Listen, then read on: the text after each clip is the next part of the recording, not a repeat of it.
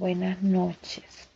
En este mapa conceptual les voy a presentar el tema que escogí, que se trata de gestión estratégica de costo. Este tema trata sobre cómo las empresas analizan y controlan sus costos de manera estratégica, no solo para reducir gastos, sino para tomar mejores decisiones y ser más competitivas.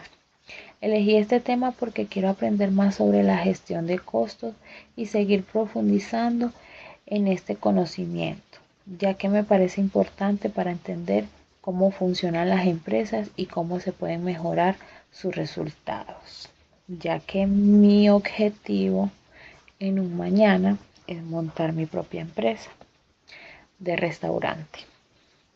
Dentro de este tema, uno de los elementos más importantes es el método de costos, basado en actividades conocidas como ABC, el cual consiste en identificar cada actividad dentro de la empresa y calcular cuánto cuesta cada una. Además, este sistema se puede aplicar en diferentes tipos de empresas, ya que ayuda a identificar en qué proceso se está gastando más dinero. Sin embargo, también presenta desafíos como su complejidad y el tiempo que requiere su implementación.